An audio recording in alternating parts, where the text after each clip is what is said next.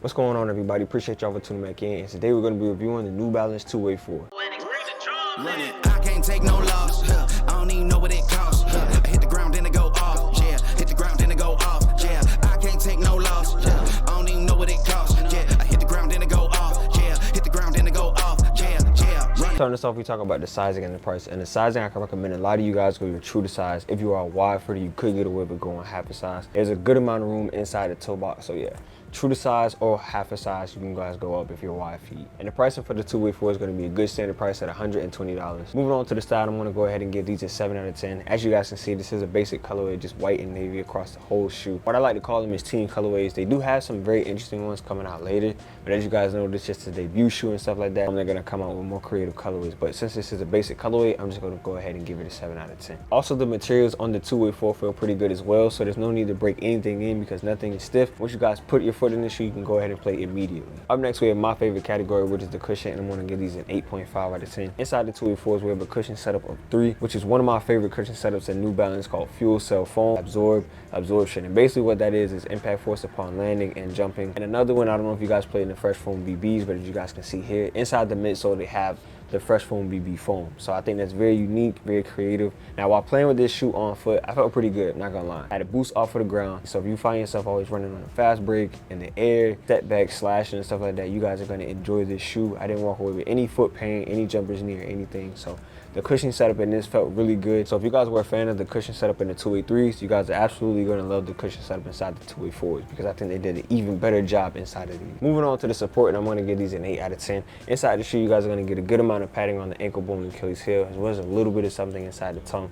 But if you guys want that maximum security, I would say you guys put your lacing inside the extra hole here, and then you guys are gonna really get that good snuggability. Yeah, I created that word. You guys are gonna get that good snuggability that's around the ankle. Now, if you have a play style close to Jamal Murray per se, or if you always find yourself moving laterally or shifty, crafty, whatever the case may be, you guys are definitely gonna feel the confidence inside of the shoe support-wise. Last on the list, we have the traction. I'm gonna give these an 8.5 out of 10. If you guys are looking at this correctly, this navy blue line going down here, the traction setup is actually from the Fresh Foam BBs, but I think it's pretty creative because not only do they have the cushion setup of it, they also have the traction setup of it. But while playing on a clean court, these shoes are gonna perform top tier.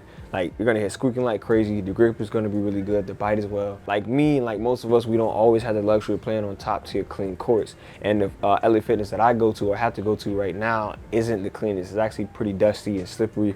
But these shoes are definitely still gonna hold out and perform. Now on that court, you guys are gonna hear a minimal amount of squeaking, but the bite is still gonna be there and the grip is definitely gonna be there. Now this traction setup, like most shoes, is gonna attract that dust, but it is gonna do a very, very good job of fighting it off. Like I was telling you guys, that court is slippery, and I did not find myself sliding out that much. Pretty much not really at all, so you can still play confidently. So if you're a slasher, shifty, crafty, score, whatever the case may be on a dusty court, you guys can still perform at that high confidence. And if you guys want to take this outside, you can. I wouldn't recommend it per se. I would tell you guys this is more of an inside performer. But if you guys, you and your homies going out to play one day and you don't have enough time to go buy a shoe or order one online to play outside, you guys could substitute and take this shoe outside. Obviously not this colorway. Do not take white outside. You're crazy because you're going to come back gray and black on your shoe, and you don't want that to happen. But if you guys wanted to substitute, you guys could take this outside. Ending it off with the ranking of the 284s, and I'm going to give these an A-.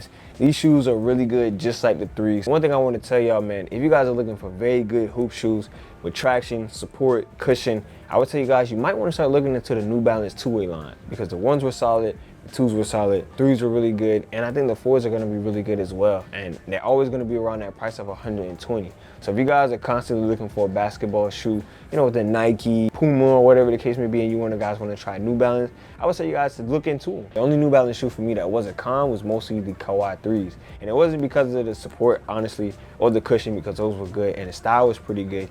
It was the traction pattern they decided to go with, the translucent traction pattern. Now, it was cool because they had the Velociraptor foot, but still that translucent just didn't resonate with on the court and stuff like that. But regardless of that, that's been the only, I guess you could say, bad New Balance shoe that I've had. Everything else has been good. Everything that I performed in and stuff like that. So if you guys are looking for a very solid line, shoe line, I would tell you guys to look into the New Balance. But anyway, going over the overview of this shoe, the style obviously is going to be a 7 because it's just a basic colorway. I do know they're going to have more styles and stuff like that coming out, so definitely be prepared for that. The cushion setup is going to be better than in the 283s, and if you guys like the 283s, you guys are going to like this cushion setup because it has 3 of the cushion setups, and it feels really good. You get that boost off of the ground, you get a really good amount of impact force protection upon jumping and landing, so that feels solid. The support is just going to be like all the 2.8s. I think this is a very solid support. The traction pattern, now the traction pattern, I feel like they take a 1.5 step down from the 283s, because the 283s, them things was like butter. On dusty, on clean, on anything like that, it was really good. Honestly, if you guys had the 283s and the 284s,